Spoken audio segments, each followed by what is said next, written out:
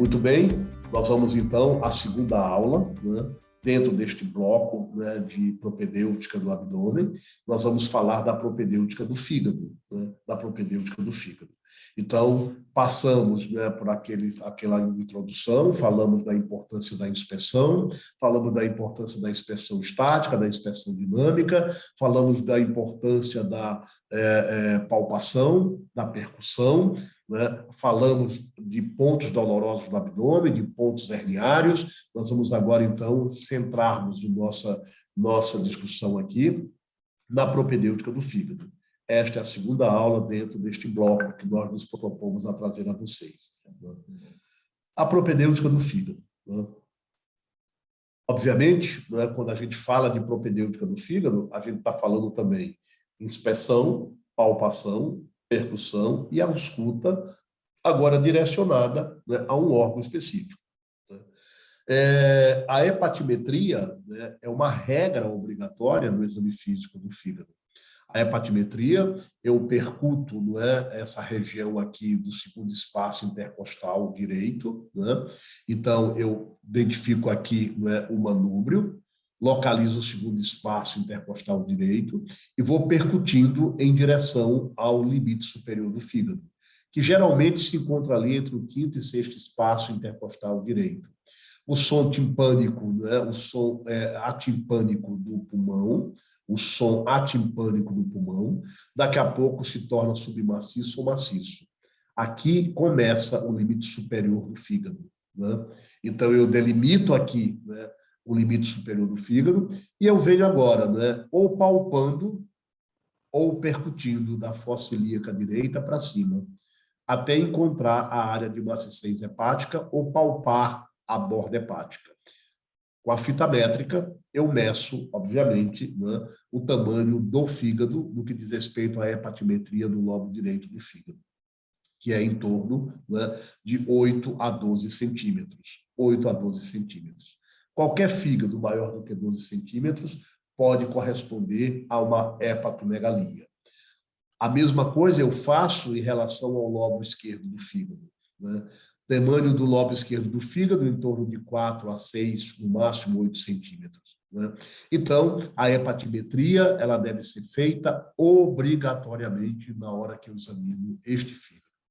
A percussão também deve ser feita, procurando a maciçez, obviamente, da área hepática. Toda essa região da área hepática será maciça, né? Será maciça.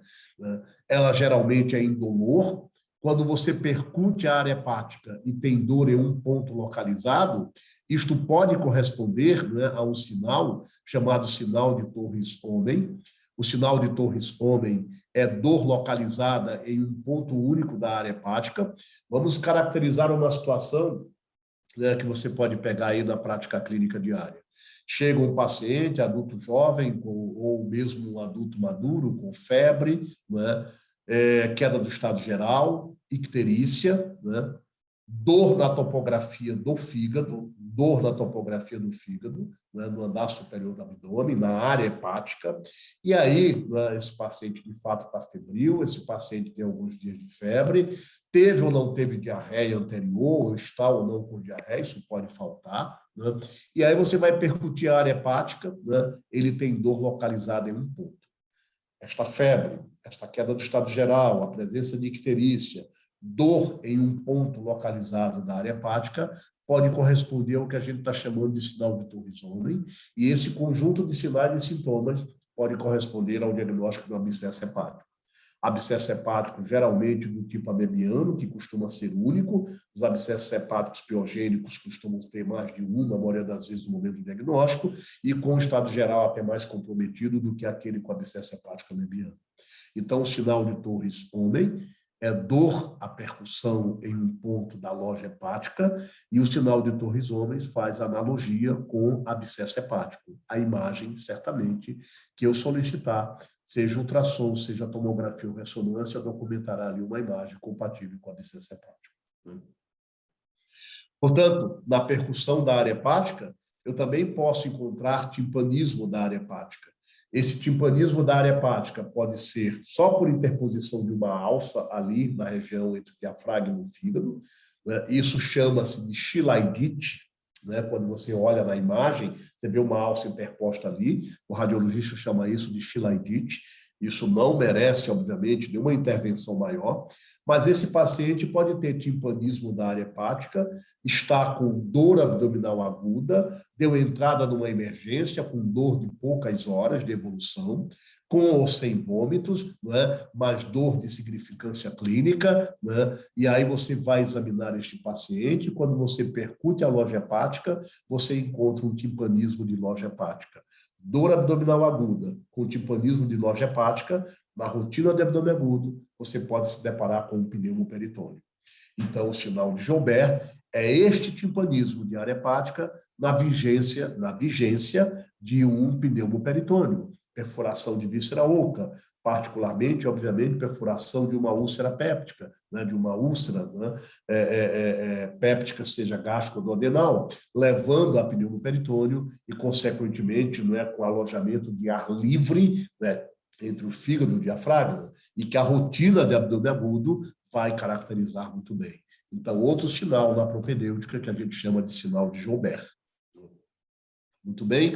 E agora nós vamos palpar especificamente o fígado.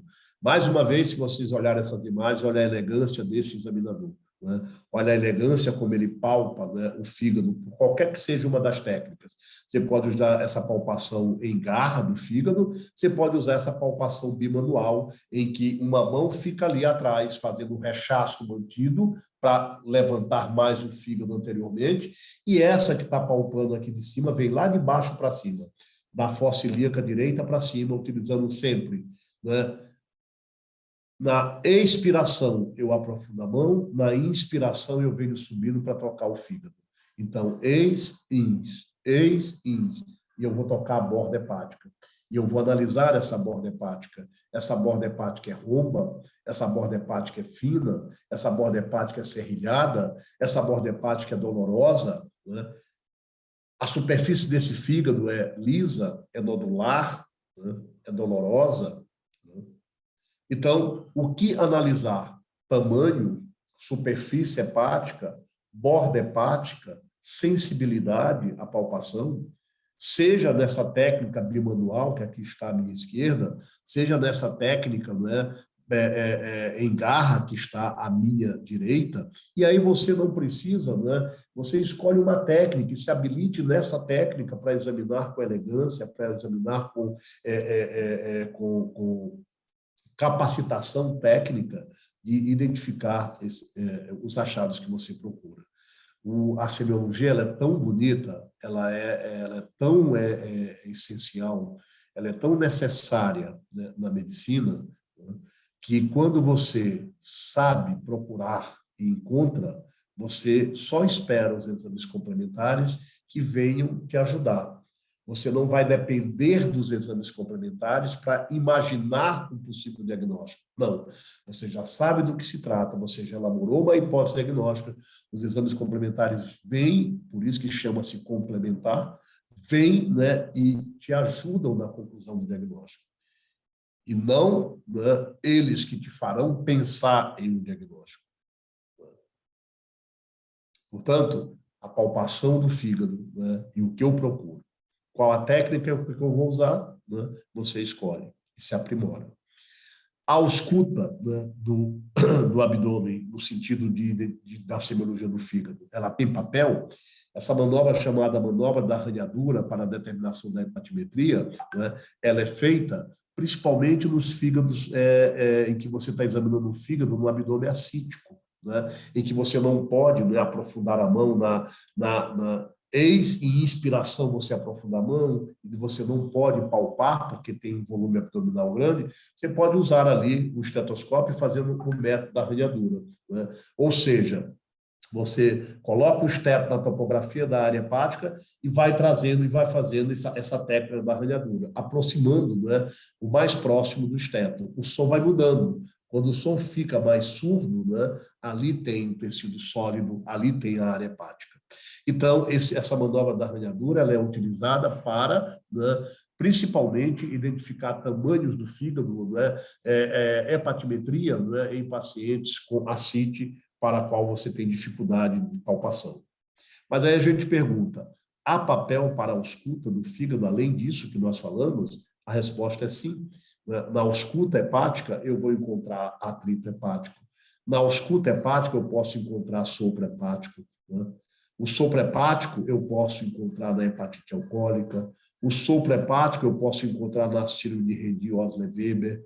O sopro hepático, eu posso encontrar no carcinoma hepatocelular. O sopro hepático, eu posso encontrar, né, em fístulas arteriovenosas, além da síndrome de Redi-Osler-Weber. Além por quê? Porque na síndrome de Redi-Osler-Weber, o que faz, né, sopro hepático são as fístulas arteriovenosas. Mas existem outras causas de fístulas arteriovenosas que eu devo considerar. Então, o atrito hepático, eu posso encontrar esse aspecto de ruído em couraça, né, rude, na perihepatite, que é chamada síndrome de Fitz-Hughes-Curtis, que era uma perihepatite que no passado era gonocócica, e hoje a gente sabe que a perihepatite pode ser por clamídia também. Eu posso encontrar atrito hepático, não é secundário à invasão tumoral da cápsula de Gleason, né? Câncer de fígado metastático ou primário pode invadir a cápsula de Gleason e dar esse aspecto em couraça, esse ruído. Eu posso encontrar atrito hepático, né, secundário à extensão de um processo inflamatório peritoneal, como, por exemplo, na tuberculose peritoneal, na carcinomatose peritoneal. O sopro hepático, né, eu posso encontrar, né, sopro em hepatite alcoólica, sopro em fístulas arteriovenosas, sejam da síndrome de Redi-Osler-Weber, seja de fístulas de outra natureza, seja no carcinoma hepatocelular. A síndrome de Redi-Osler-Weber é também chamada de síndrome de telangiectasia hemorrágica hereditária. Você encontra telangiectasias na cavidade oral, na língua, você encontra telangiectasias no trato gastrointestinal, mas também você encontra telangiectasias em outros órgãos, como o pulmão, o fígado, e essas malformações vasculares com fístulas arteriovenosas, e isso compõe a síndrome de Redi-Osler-Weber. No ano passado, nós tivemos a oportunidade de ter um caso lá no ambulatório do fígado da Escola Paulista e de uma jornalista, né, já sabidamente com o diagnóstico, que nos procurou para tentar encaminhá-la para um serviço onde ela pudesse fazer uma terapia laser, porque ela tinha epistaxe de repetição, e epistaxe grave, inclusive, com indicação de fazer transfusão de sangue, e ela tinha fístulas arteriovenosas, pulmonares, hepáticas. Quando a gente foi examinar aquele fígado, ela tinha frêmito, a palpação da área hepática, ela tinha sopro, né, arterial, venoso, a ausculta da área hepática, e era um sopro rude, grosseiro, ou seja, parte da semiologia, parte da semiologia. Então, a gente só acha aquilo que a gente sabe procurar. E para a gente procurar, a gente precisa, obviamente, encontrar o caminho, que é o caminho do aprendizado, que é o caminho de fazer esse exame físico cada vez mais apurado e melhor, né? Muito bem. Quando a gente fala da semiologia do fígado, é importante chamar a atenção que na hepatologia, dados epidemiológicos são essenciais. Dados epidemiológicos dos vírus hepatotrópicos, né? Dados epidemiológicos do vírus A, do vírus B, do vírus C, do vírus D, do vírus E, né? Os dados epidemiológicos de alcoolismo. Então, os aspectos epidemiológicos são essenciais na anamnese da semiologia da hepatologia. Na hepatologia, o interrogatório quanto ao uso de medicações e de ervas medicinais faz parte da anamnese. Muitos adoecimentos hepáticos, né, são secundários a ervas medicinais, são secundários, né, a esse modismo da Herbalife, né, de termogênicos para emagrecer, são secundários ao uso de ervas medicinais, né? Chá de quebra-pedra, chá de picão, chá de espinheira santa, né? De cada 20 ervas medicinais que você compra nesses mercados municipais, 17 têm potencial de hepatotoxicidade. Então, posso tomar um chá? Uma xícara eu posso, fazer garrafada, deixar na geladeira e substituir pela água, não devo, porque eu não sei qual o potencial de hepatotoxicidade, né?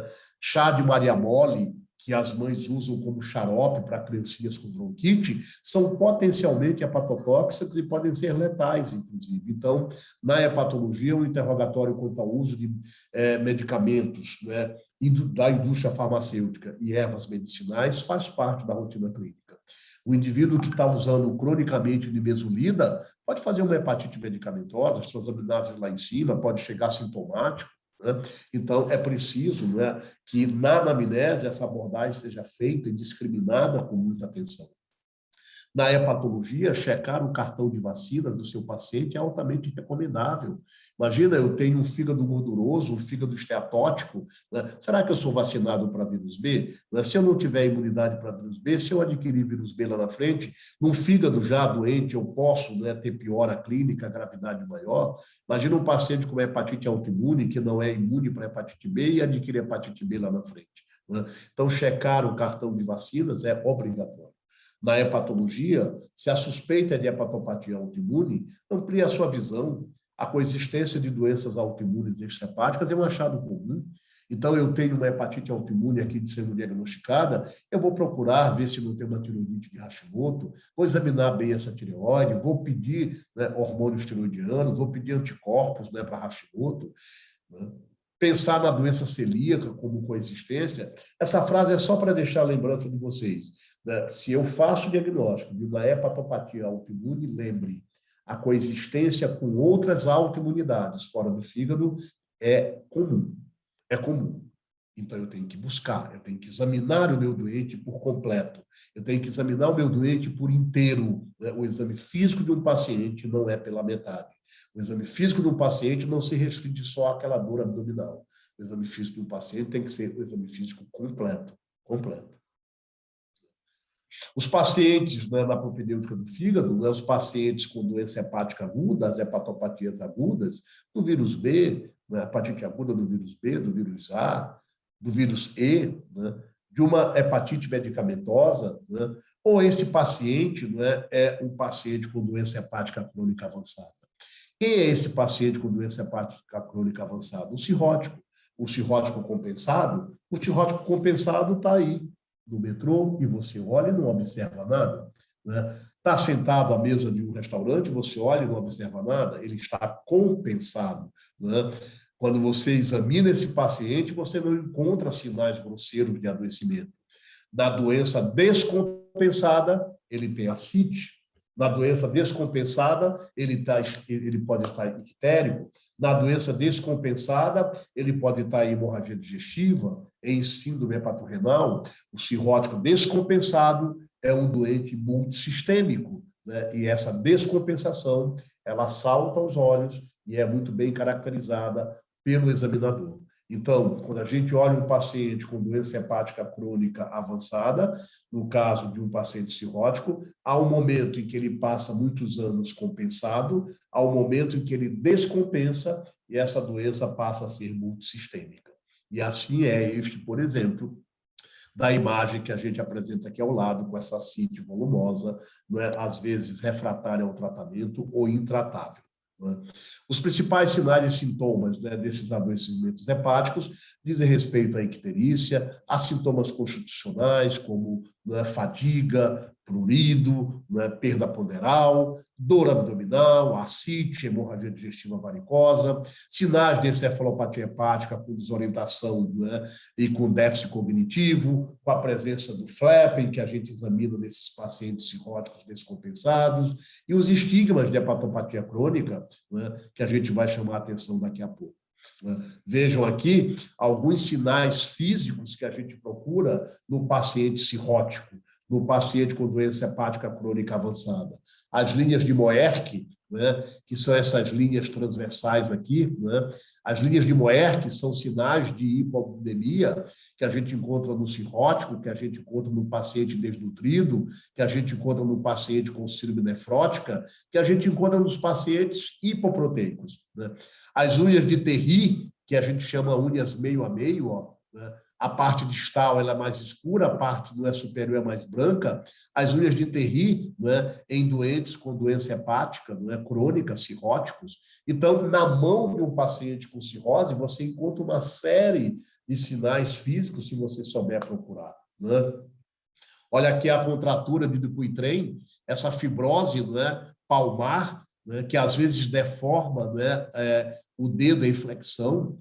A contratura de Dupuytren é um achado que eu encontro. Olha aqui o eritema palmar aqui, né, associado à contratura de Dupuytren.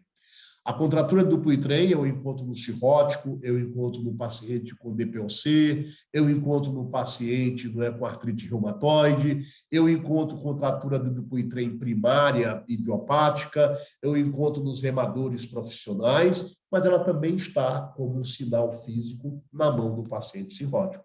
Contratura de Dupuytren. Então, eritema palmar, atrofia tenar, atrofia hipotenar, contratura de Dupuytren, unhas de Terry, sinal de Moerke, tudo isso são sinais físicos que eu procuro no bom exame clínico de um paciente com uma doença hepática crônica avançada. A icterícia, sem sombra de dúvida, deve ser procurada, e antes de passar para cá, para a icterícia, procurar ginecomastia, procurar telangiectasias. Quais são os estigmas periféricos que a gente chama do hepatopata crônico? Telangiectasias, que eu procuro geralmente no tronco, ginecomastia, que eu tenho que palpar, ver aquele volume da mama, se é dolorosa ou não dolorosa, contratura do Dupuytren, os sinaizinhos unguiais que eu acabei de falar, a queda de pelos torácicos, a queda de pelos axilares, a inversão de pelos pubianos, a atrofia testicular, tudo isso é exame físico de um paciente com doença hepática crônica avançada. Tudo isso corresponde aos estigmas periféricos do hepatopata crônico com doença avançada, com cirrose hepática. A icterícia, um sinal. A icterícia, uma síndrome. A icterícia é um sinal, porque eu vejo, eu identifico, mas a icterícia constitui-se em uma síndrome. Icterícia às custas de hiperbilirrubinemia indireta, hiperbilirrubinemia às custas de bilirrubina direta. Ontem, uma colega que faz a especialização conosco, ela mandou um zap pedindo uma ajuda para uma colega médica que estava atendendo uma moça de 15 anos de idade. Essa moça com 15 anos de idade, com uma icterícia, identificada, obviamente, ao exame clínico, uma icterícia com bilirrubina total de 7,5 miligramas por decilitro. Essa bilirrubina era às custas de bilirrubina direta, e todos os testes hepáticos normais. Essa icterícia não se associava a colia fecal, não se associava a prurido, ela tinha uma colúria discreta no exame de urina, na avaliação da urina, e era uma icterícia só às custas de bilirrubina direta, sem nenhuma alteração dos testes hepáticos. As transaminases eram normais, as enzimas canaliculares, gama-GT e fosfatase alcalina normais, ela estava só ictérica. Aí ela me pergunta, vale a pena pedir sorologias para vírus de hepatite? A princípio, não, porque se um paciente com vírus de hepatite está ictérico, as transaminases vão subir. É necroinflamação. Vale a pena pedir enzimas canaliculares? Já foi pedido. Agora, está normal, não vale a pena seguir, por exemplo, com autoanticorpos para essa paciente. Vale a pena pedir um exame de imagem? Sim, vale a pena pedir um exame de imagem. E depois desse exame de imagem, se tudo for normal, biopsia o fígado dessa paciente, porque provavelmente ela pode ter uma icterícia familiar chamada síndrome de Dubé-Johnson, que é a síndrome do fígado preto, que na histologia vai ser bem documentada, e isto é uma causa pouco frequente de hiperbilirrubinemia às custas de bilirrubina direta, mas você deve suspeitar sempre que as enzimas forem normais, transaminases normais, gama-GT normal, fosfatase alcalina normal, exames de imagem normais, e essa paciente continua ictérica. Então, a biópsia hepática pode ajudar muito nessa situação. Portanto, icterícia é um sinal, icterícia é uma síndrome. Perguntas chaves: há quanto tempo? A cronologia dessa icterícia. Tem febre, tem calafrios, tem dor abdominal. Uma icterícia febril com calafrios e dor abdominal do hipocôndrio direito pode sugerir colangite aguda. Isto é uma emergência médica. Icterícia com colúria, se a icterícia tem colúria, a urina está cor de Coca-Cola, ela é às custas de bilirrubina direta, ela é às custas de bilirrubina conjugada. Se tem colúria e tem a colia fecal, se tem a colia fecal, aquelas fezes com aspecto e massa de vidracelo, é porque tem defeito de excreção, então já é uma colestase. Tem prurido? Se tem prurido, tem colestase. Então, esses aspectos se somam e ajudam muito no raciocínio diagnóstico. A perda poderal, de quanto? O que é uma perda poderal de importância clínica? todos que perderam 10% ou mais do seu peso habitual nos últimos 6 meses. Perda ponderal involuntária, perda ponderal de importância clínica, todos que perderam 10% ou mais do seu peso habitual nos últimos 6 meses. E, portanto, essa perda ponderal ganha reforço na impressão de uma doença, por exemplo, como malignidade, neoplasias, hepatobiliares, neoplasias a serem elucidadas. Tem anorexia, mais um ponto a favor de malignidade. A epidemiologia dessa icterícia é importante, nós falamos que em hepatologia, a epidemiologia é importantíssima para vírus de hepatite, para álcool, para uso de ervas medicinais, para uso de medicamentos do mercado farmacológico aí, rotineiro. Revisão dos sistemas, obrigatoriamente, todo paciente tem que ter revisão dos sistemas, depois que a anamnese principal ali foi colhida. Então, essas perguntas-chave da icterícia são fundamentais. E aí, quando eu olho para um paciente ictérico, eu tenho que diferenciar se essa icterícia é as custas de bilirrubina indireta. A bilirrubina indireta não dá colúria, é só icterícia. A bilirrubina indireta ela pode ser hemolítica e não hemolítica. Se ela é hemolítica, ela faz parte do conceito das síndromes hemolíticas do hematologista, e aí eu vou pedir ajuda a ele na investigação, mas eu também posso saber como fazer e investigar prontamente. Se ela é uma icterícia às custas de bilirrubina direta, ela é, portanto, de bilirrubina conjugada, a gente pode pensar, isto é colestático ou não colestático? A colestase, ela é bioquímica, a colestase é clínica. Colestase bioquímica não precisa da presença de icterícia. Colestase bioquímica, ela pode ser definida simplesmente porque eu tenho uma fosfatase alcalina maior do que 1,5 vezes o limite superior do normal e gama-GT maior do que 3 vezes o limite superior do normal por um período de pelo menos 6 meses de evolução. Eu já tenho uma colestase bioquímica. Então, colestase não é sinônimo de icterícia. Colestase é caracterizada pela bioquímica ou na presença de uma icterícia, onde eu tenho acolia fecal, onde eu tenho prurido. Icterícia com acolia fecal e com prurido, essa tríade é colestase. Independente da presença de icterícia, eu tenho elevação permanente de fosfatase alcalina e gama-GT, eu tenho uma colestase bioquímica.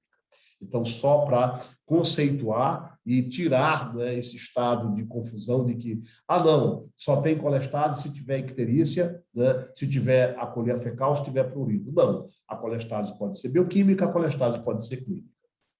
Muito bem. Nós vamos para o terceiro módulo desta aula, que é a propedêutica do baço. A propedêutica do baço faz parte, obviamente, desta abordagem da semiologia do abdômen. E quando a gente fala de propedêutica do baço, nós precisamos lembrar a vocês da importância de identificar o espaço de Traube. O espaço de Traube, portanto, é esse espaço semilunar, que aqui está desenhado e que aqui está definido. Espaço semilunar do 6º ao 11º espaço intercostais, tendo como limites o gradeado costal, o próprio baço, o pâncreas, o colo, o rio, o estômago, e normalmente percutido ele vai apresentar som timpânico. Ali é um espaço que fica entre o fundo do estômago e o baço, que não está aumentado de tamanho. Esse som é timpânico. Quando eu percuto essa região que aqui está delimitada, o som é absolutamente timpânico. Quando o baço cresce e cresce 3 ou mais vezes o seu tamanho, ele ocupa o espaço de Traube, e esse espaço de Traube, portanto, ficará maciço a partir de então. Como é que eu faço a propedêutica do baço? É aqui eu quero corrigir com vocês. Aqui em cima é a propedêutica do baço. Do fígado nós já falamos, portanto, só lembrar, propedêutica do baço. A palpação habitual do baço é feita por essa posição chamada posição ou decúbito de Schuster. Eu coloco meu paciente em decúbito semilateral, e aí com essa perna a perna acima fletida em semiflexão, o braço localizado aqui na região abaixo da cabeça, e eu vou, obviamente, percutir o espaço de Traube, identificar se há timpanismo, se há maciez, e depois eu vou fazer a palpação profunda do baço, corrigindo aqui propedêutica do baço. né?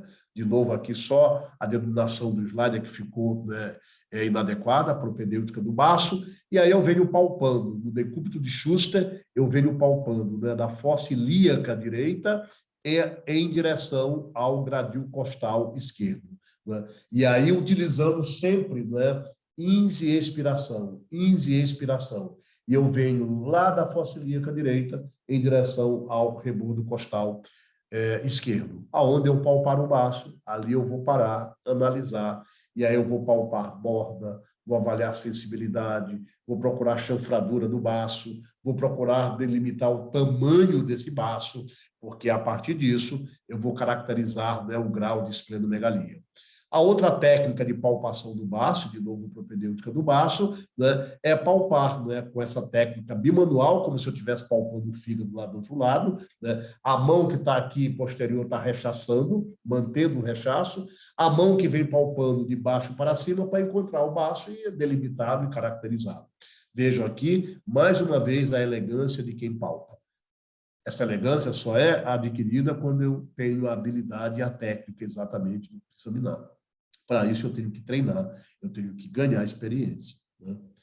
Vejam aqui essa palpação dessa grande esplenomegalia. Olha a chanfradura aqui, né, que o examinador está mostrando aqui para vocês. Olha aqui a borda esplênica, não é, romba, grosseira, né? Olha esse baço que cresce em direção à fossa ilíaca direita, né? Então, né, a palpação da própria chanfradura. A gente sempre diz, ó, cuidado ao palpar baços, né, porque baços grandes, né, alguns deles podem ter facilidade para romper. O baço da malária pode ter maior chance para fazer ruptura. O baço da mononucleose infecciosa pode ter maior chance para ruptura. Então, palpar baço, procure palpar com delicadeza. É uma palpação profunda, mas que não precisa ser grosseira. Então, a mononucleose infecciosa e a malária podem ter um risco maior de ruptura espontânea, imagina, com uma palpação mais grosseira, né?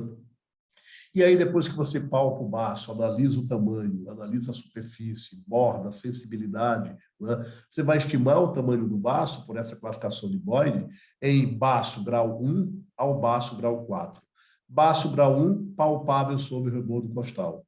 Baço grau 2, desce abaixo do rebordo, mas acima da cicatriz.